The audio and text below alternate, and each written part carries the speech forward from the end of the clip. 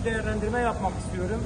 Yani bölgemizde, ilimizde son 4-5 yıldır yaşanan ciddi kuraklık sonucu bu sene maşallah hububatımız son yılların en güzel hem verim konusunda hem kalite konusunda.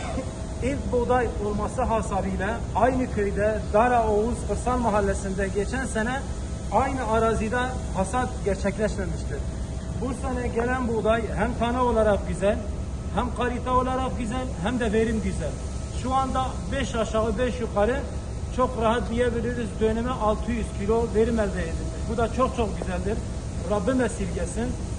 Yani bu güzel bir şeydir. İnşallah bundan sonra gelenler hem kalite olarak hem verim olarak daha güzel olur. Rabbim her türlü musibetten, afetten esirgesin. Bugün de TMO Toprak Mahsulleri tarafından buğdayın alım fiyatı gerçekleştirildi. Açıklama yapıldı. 16.500 artı 3.000 lira destek deniliyor. O destek 3.014 kuruş verilip verilmeyeceği daha kesin değil. Çünkü bunun işte geçen sene de açıklandı ama çiftçiye 2.500 denildi. Sonra işte katma değer falan denildi. 100 denime sadece 109.800 geldi. Yani dönüme 1000 lira falan. İnşallah bu sene böyle olmaz. Şimdi diyeceksiniz ki ya bu buğday fiyatı 16.500 lira iyi midir değil midir? Yani dünyaya baktığımızda bugün dünyanın birçok ülkesinde Avrupa'da olsun, Orta Asya'da olsun, Kafkasya'da olsun, Rusya'da olsun, Ukrayna'da olsun oralarda 220 dolardan başlıyor 320 dolara kadardır.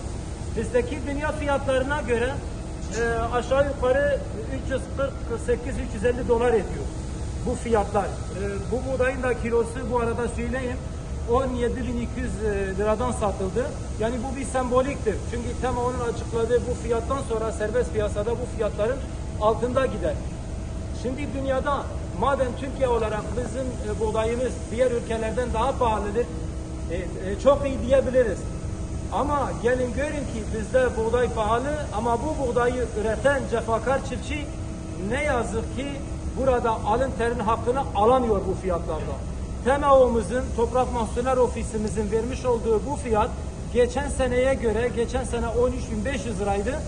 %22 bir artış gerçekleştirmiş. Geçen seneden bugüne mazot fiyatlarına baktığımız zaman %70 ile 80 arası mazota bir zam gelmiş. Gübreye %50'nin üzerinde zam gelmiş. Yani bu buğdayın bu hale gelmesi için çiftçinin kullanmış olduğu tüm girdi maliyetler en azı %40 ile %80 arası ortalama %60 zam gelmiş. Verilen para %20. Bu şekilde çiftçiyi kurtarmaz. Bu vesileyle de ben yetkililere bunu duyurmak istiyorum. Yani gerekirse destekleme olsun, başka katkılarda olsun. Burada bir bu fiyatta bir düzenleme olursa iyi olur. Biz burada görevimizi yapalım. Çiftçi veli nimetimizdir çünkü. Çiftçi olmadan soframıza ne o yerli milli gıdalar gelir ne de biz buradan bu şekilde ticaret yapabiliriz. Bu fabrikalar da çalışmaz. Hepsi çiftçinin sırtında, omuzundadır. Bu vesileyle ben veli nimetimiz çiftçilerimize de burada bir çağrıda bulunuyorum.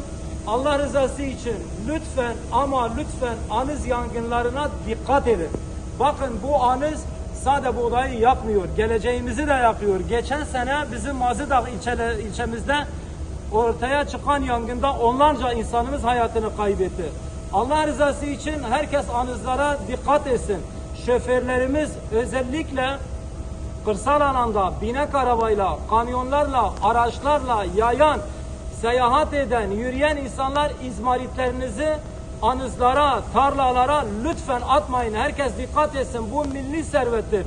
12 ay boyunca çiftçi çoluğuyla, çocuğuyla tarlanın içinde kalmış, esaret, cesaret, eziyet çekmiş, tam gelmiş biçecek bir izmaritle, bir elektrik kontağıyla veya bir sorumsuzlukla geleceği haber oluyor, telef oluyor.